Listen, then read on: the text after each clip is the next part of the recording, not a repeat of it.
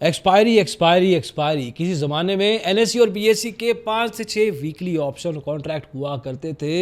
हर रोज़ expiry होती थी। 20 नवंबर 2024 के बाद से भी कुछ रूल लेके आया, जिसके कारण हर एक एक्सचेंज को सिर्फ एक ऑप्शन कॉन्ट्रैक्ट जो कि वीकली एक्सपायर हो सकता है अलाउड था। लेकिन उसके बाद एनएसई और बीएसई का अपना ही कुछ जद्दोजहद चलता रहता है अपने वीकली एक्सपायरी कॉन्ट्रैक्ट के दिन को बदलने का। पिछले कुछ महीनों में, कुछ सालों में ये दिन बदलते रहे हैं। अभी रिसेंटली एनएसई ने कहा है कि उनका निफ्टी का वीकली ऑप्शन कॉन्ट्रैक्ट अब थर्सडे से बदल के मंडे एक्सपायर हुआ करेगा। इंटरेस्टिंग बात यह है कि कुछ महीने पहले बीएसई ने अपने सेंसेक्स के वीकली कॉन्ट्रैक्ट की एक्सपायरी को बदल के ट्यूसडे किया था। ये क्यों करते रहते हैं? इनसे जब पूछा जाता है तो क्या रीज़न दिए जाते हैं? एक्चुअल में पोटेंशियली क्या रीज़न हो सकते हैं इन दिनों को बदलने के? ट्रेडर्स की ट्रेडिंग के ऊपर क्या इम्पैक्ट पड़ता है? इनके टर्नओवर क्या नंबर एक्चुअली दिखाते हैं? ये सब कुछ डिस्कस करेंगे इस वीडियो में। Let's get started. तो दोस्तों, सबसे पहले कॉन्टेक्स्ट सेट कर देते हैं कि एनएसई और बीएसई के लिए वीकली ऑप्शन कॉन्ट्रैक्ट्स बहुत वैल्यू रखते हैं। अगर आज की तारीख में इन दोनों कॉन्ट्रैक्ट्स को हटा दिया जाए, निफ्टी और सेंसेक्स नहीं कंटिन्यू रखे जाएं, तो रिटेल ट्रेडर को मुश्किल होगी, शायद वो छोड़ के चले जाएंगे ऑप्शन ट्रेडिंग को। But at the same time NSE और बीएसई के लिए भी कुछ खास अच्छी खबर नहीं होगी। इसीलिए इन दोनों एक्सचेंजेस को, इन दोनों वीकली कॉन्ट्रैक्ट्स को बड़े ध्यान से, बहुत समझ के साथ, पूरे इकोसिस्टम को कंसिडर करते हुए, जिसमें रिटेल ट्रेडर भी आते हैं, उस तरह से संभालना चाहिए। लेकिन ये जो वीकली कॉन्ट्रैक्ट्स की एक्सपायरी को बदला जाता है, दिनों को बदला जाता है, और ये होता है पहले मैं के चक्कर में, जिसमें दोनों एक्सचेंजेस में ये होड़ लगी रहती है कि वीकली एक्सपायरी में उसका कॉन्ट्रैक्ट दूसरे के कॉन्ट्रैक्ट में वीकली कैलेंडर के हिसाब से आगे पड़ा हो। थोड़ा इसका हिस्ट्री समझने की कोशिश करते हैं। अगर आप बीएसई और एनएसई की डेरिवेटिव ट्रेडिंग की हिस्ट्री में जाके देखेंगे तो आपको कुछ कॉन्ट्रैक्ट मिल जाएंगे। सेंसेक्स मिल जाएगा, आपको निफ्टी तो दिखेगा ही दिखेगा, बैंक निफ्टी भी दिखेगा। पिछले 3-4 साल के अंदर ये डायनामिक्स में बहुत बड़ा बदलाव आया है। अब बीएसई की तरफ से सेंसेक्स होता तो था, लेकिन उसकी टर्नओवर ना के बराबर होती थी। अब एक समय आया 2023 में, जब दोनों एक्सचेंजेस ने एक तरीके से आपस में दिन बांध रखे थे कि उनके एक्सचेंज का कौन सा वीकली एक्सपायरी कॉन्ट्रैक्ट किस दिन, हफ्ते के किस दिन एक्सपायर होगा। फॉर एग्जांपल, मंडे को निफ्टी का मिड कैप, ट्यूसडे को फिन निफ्टी, वेडनेसडे को एनएसई का बैंक निफ्टी, थर्सडे को निफ्टी 50 और फ्राइडे को बीएसई के दोनों कॉन्ट्रैक्ट बैंकेक्स और सेंसेक्स इकट्ठे एक्सपायर होते थे। हालांकि इससे पहले एनएसई का बैंक निफ्टी वेडनेसडे की जगह थर्सडे को एक्सपायर हुआ करता था। जुलाई 2023 को एनएसई की तरफ से सर्कुलर भी आया था, जिसमें कहा गया था कि एक काम करते हैं, थर्सडे की जगह हम अपने बैंक निफ्टी को अब से फ्राइडे को एक्सपायर किया करेंगे। लेकिन कुछ ही दिनों के अंदर एनएसई और बीएसई की एक जॉइंट स्टेटमेंट आती है, जहां पे कहा जाता है कि हम ये प्लान अभी के लिए स्क्रैप करते हैं, हम अभी इसको थर्सडे ही रखेंगे।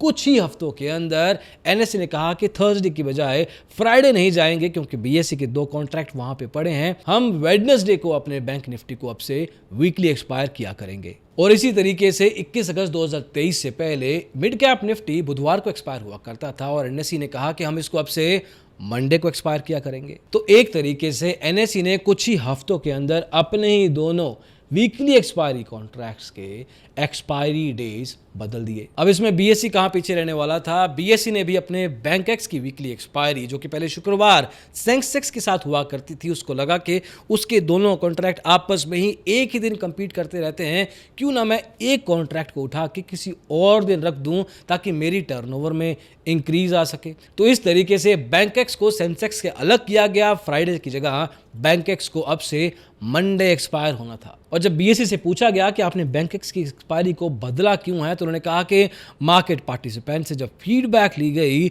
तो ये फीडबैक आया है कि आपको ये कॉन्ट्रैक्ट का एक्सपायरी सोमवार को कर देना चाहिए। तो एक तरीके से मार्केट के पार्टिसिपेंट्स ने कहा था। अब एज ऑफ नाउ इनकी यही बात रिकॉर्ड पे है, तो यही माननी पड़ेगी। खैर, अब बीएसई और एनएसई की जद्दोजहद में सेबी भी अपने रूल बार बार लेके आता रहा। बीच में एक कंसल्टेशन पेपर आए, बीच में एक रिपोर्ट भी आई कि ज़्यादातर ऑप्शन ट्रेडर्स लॉस में, और इवेंचुअली एफ&ओ के अंदर 5 से 6 बड़े रूल लाए गए, जहां पे कॉन्ट्रैक्ट्स को बढ़ाया गया, वीकली एक्सपायरीज कम कर दी गई। हर एक एक्सचेंज को कहा गया कि आप कोई भी एक कॉन्ट्रैक्ट वीकली एक्सपायर कर सकते हैं। उसके अलावा आपको बाकी कॉन्ट्रैक्ट मंथली या क्वार्टरली लेवल पे एक्सपायर करने पड़ेंगे। अब सेबी के इस रूल के बाद एनएसई की तरफ से mid cap Nifty, bank Nifty, fin Nifty के वीकली एक्सपायरी कॉन्ट्रैक्ट्स को स्क्रैप कर दिया गया। वहीं बीएसई की तरफ से बैंकेक्स को बाय बोल दिया गया। और अब मार्केट में 2 वीकली एक्सपायरी कॉन्ट्रैक्ट्स रहे, एनएसई की तरफ से निफ्टी और बीएसई की तरफ से Sensex.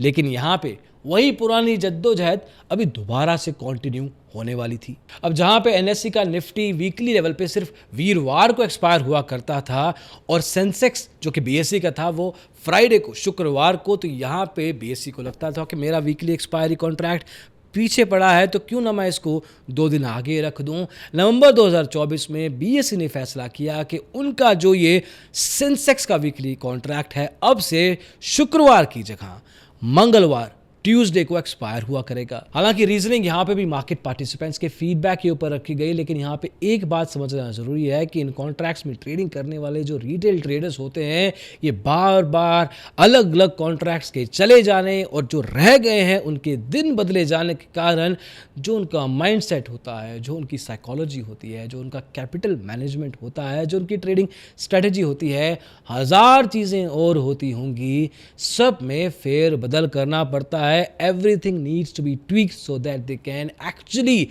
stay with one strategy on one contract and try to make some money on a regular level अगर possible है तो।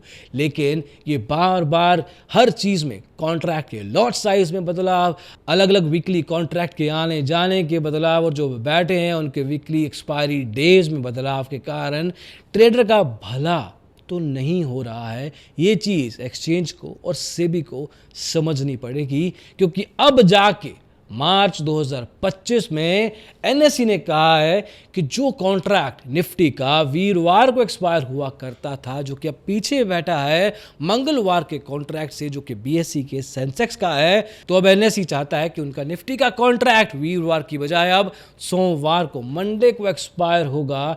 तो आगे चल के 4 अप्रैल 2025 से मंडे को आपको मिलेगी निफ्टी की एक्सपायरी, ट्यूसडे को आपको मिलेगी सेंसेक्स की एक्सपायरी। और ये वीडियो बनने के बाद उस दिन आने के बीच में अगर फिर से किसी का कोई चेंज आ जाता है तो हमारी कोई लायबिलिटी नहीं है, because this game has been played by both the exchanges over and over again and it seems like कि ये कभी खत्म नहीं होने वाली। आने वाले समय में नए इंडिसेस आएंगे क्योंकि नए एक्सचेंजेस आएंगे और वही दिन चुनने का काम और बढ़ता जाएगा और बदलता जाएगा। लेकिन यहाँ पे एक अंडरलाइंग बात समझना जरूरी है कि एक्चुअल में ये दिन को बदलने का रीजन क्या हो सकता है। क्या कोई मार्केट के नंबर्स हैं जो अंडरलाइंग लेवल पे बदल रहे हैं जिनको देखना जरूरी है। अब वो डायरेक्ट रीजन है या नहीं ये एक ओपिनियन हो सकता है, लेकिन समझदार को इशारा काफी है। एक काम करते हैं, एनएसई और बीएसई के जो ऑप्शन ट्रेडिंग के प्रीमियम टर्नओवर के नंबर्स हैं पिछले 3-4 साल से किसने क्या क्या देखा है ये समझ में आ गया तो शायद ये जो दिन बदल रहे हैं वो क्यों बदले जा रहे हैं इसका रीजन भी समझ में आ सकता है। अब इन नंबर्स को समझने से पहले ये समझ लीजिए कि एनएसई के डेरिवेटिव टर्नओवर में, प्रीमियम टर्नओवर में पिछले 10 साल के अंदर ऑलमोस्ट 10,000% का इंक्रीज देखा गया है। जहां पे 2015-16 में पूरे साल में इंडेक्स के ऑप्शंस प्रीमियम टर्नओवर का वैल्यू करीब 1 लाख करोड़ हुआ करता था, वो आज की तारीख में 1,28,00,000 करोड़ रुपए हो चुका है। इनफैक्ट पिछले साल ये नंबर इससे भी थोड़ा ज्यादा ही था, 1,38,00,000 करोड़ रुपए। लेकिन over a period of time इस नंबर में भी थोड़ी कंसोलिडेशन देखी गई है। Now let's do one thing, थोड़ा सा इन नंबर्स के बीच में जाके चेक करते हैं कि उन्हें मंथली लेवल, उन्हें डेली लेवल, ये नंबर्स में क्या इजाफा आया है, क्या इंक्रीज देखा गया है, और एटलीस्ट पिछले 3-4 साल का डेटा देखेंगे to get a holistical picture. For example 2020-21 के डेटा अगर आप ध्यान से देखेंगे, इंडेक्स ऑप्शंस के प्रीमियम टर्नओवर में आपको मंथली लेवल पे 1 लाख से 3 लाख करोड़ रुपए की टर्नओवर दिखाई देगी। 2021-22 के फाइनेंशियल ईयर में धीरे धीरे ये नंबर इंक्रीज होना शुरू हुआ, 4, 5, 6, 7, 8 लाख करोड़ रुपए तक ये वैल्यू पहुंची। 2022-23 में जाके एनएसई के इंडेक्स ऑप्शंस टर्नओवर में ये नंबर 10, 11,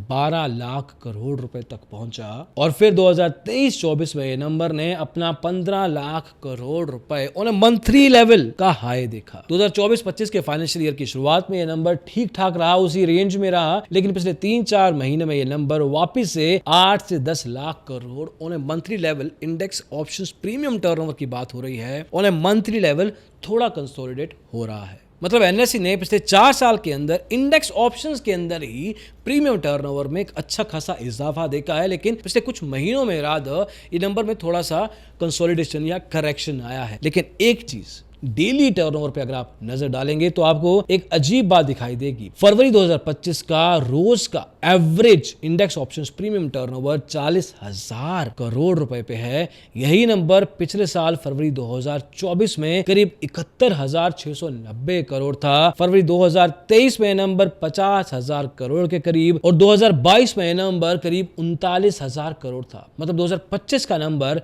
2022 के लेवल पे आ गया है। मतलब एनएससी एज ऑफ नाउ अपने नंबर्स में एक चैलेंज देख रहा है और जिस तरह से भी अलग अलग रूल लाए गए, एफआईआई का आना जाना, रिटेल ट्रेडर का रिएक्शन और उसके कारण ये नंबर अभी के लिए बढ़ता दिखाई तो नहीं दे रहा। तो ये नंबर एक्चुअली जा कहां रहा है, यहाँ पे बीएसई का गेम सामने आता है। अगर आप बीएसई के नंबर्स की तरफ ध्यान देंगे तो आपको एक अजीब तरीके का इंक्रीज, एक जंप दिखाई देगा which is exponential, almost exponential in nature. मई 2023 में पूरा एफ&ओ अगर देखा जाए जो बीएसई के अंदर ट्रेड होता था टर्नओवर के लेवल पे, प्रीमियम टर्नओवर के लेवल पे, वो 1 करोड़ 48 लाख रुपए था। जून में यह नंबर 74 करोड़ हुआ, अगले महीने 300 करोड़, फिर 3 महीने बाद 1800 करोड़ रुपए, उसके 3 महीने बाद 4000 करोड़। मार्च 2024 पहुंचते पहुंचते average daily premium turnover BSE पे 5000 करोड़ तक पहुंच चुका था। और टाइमलाइन के साथ इसी नंबर को अगर ध्यान से देखा जाए तो आज की तारीख में डेली प्रीमियम टर्नओवर बीएसई पे करीब 12-13 हजार करोड़ रुपए है।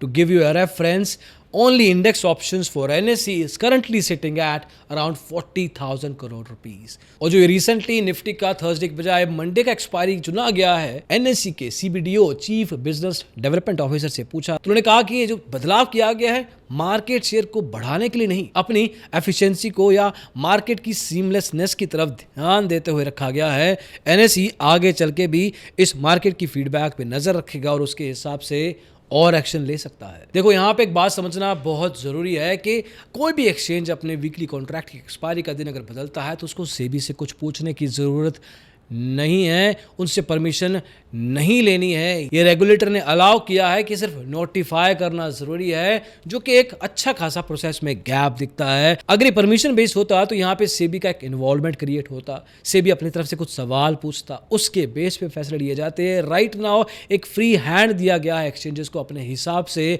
वो कोई भी एक्सपायरी का दिन चूज कर सकते हैं बेस्ड ऑन एनी रीजन, और जो भी रिकॉर्ड पे वो बोलते हैं एटलीस्ट टेक्निकली तो वही मानना पड़ेगा, बट देन जो नंबर्स इन द बैकग्राउंड बात कर रहे हैं उनको भी झुटलाया नहीं जा सकता। तो सबसे पहले सेबी को एटलीस्ट ये परमिशन अपने पास रखनी चाहिए, क्योंकि आगे चल के एक्सचेंजेस और आने ही वाले हैं, वो अपना अपना एक कॉन्ट्रैक्ट लेके आएंगे ही आएंगे, और इसलिए ही आएंगे, उनको और कोई एक्चुअल में इंटरेस्ट है भी नहीं। और जब वो आएंगे वो अपना एक दिन चुनेंगे, फिर ये चलता रहेगा। This has to still stop somewhere, इसको कहीं ना कहीं तो रोकना ही पड़ेगा, बिकॉज इवेंचुअली एक रिटेल ट्रेडर के ट्रेडिंग स्टाइल पे, उसके एक्चुअल टेक अवे प्रॉफिट पे ये फ़र्क डालता है। और जब उस पे डलता है ये फ़र्क, तो ये फ़र्क ब्रोकर के ऊपर भी डलता है, उसके बिजनेस के ऊपर भी डलता है। वो भी एक इम्पॉर्टेंट मार्केट इंस्टीट्यूशन है। अगर वो पैसा कम कमाएगा तो वो भी मार्केट में अपना कॉन्ट्रीब्यूशन क्रिएट करने के लिए कम एफर्ट क्रिएट करेगा। And that is Y exchanges के लिए बहुत बड़ी जिम्मेवारी बात बन जाती है कि जब भी वो ऐसे फैसले लेते हैं, सिर्फ अपने बारे में मत सोचें, पूरे मार्केट इंफ्रास्ट्रक्चर के बारे में समझना ज़रूरी है। And that is why the regulator, the role of the regulator rather becomes even more important. अब कुछ लोग कहेंगे कि एक ही दिन चूज कर लीजिए, सारे एक्सचेंजेस को कहिए कि अपने ऑप्शंस को, अपने कॉन्ट्रैक्ट्स को एक ही दिन एक्सपायर करो, बात ही खत्म करो। बट उसके भी बहुत रेपरकशंस हो सकते हैं। What do you think could be an eventual solution? Comment section में ज़रूर बताइएगा, और ये भी बताइएगा कि ये सब जो रोज़ के रोज़ चेंजेस किए जाते हैं, उससे आपके ट्रेडिंग स्टाइल पे, आपके टेक अवे प्रॉफिट पे कितना फ़र्क पड़ता है। अभी के लिए इस वीडियो में इतना ही दोस्तों, अगली वीडियो में जल्दी ही मिलेंगे। इसको देखने के लिए बहुत बहुत शुक्रिया। Bye bye.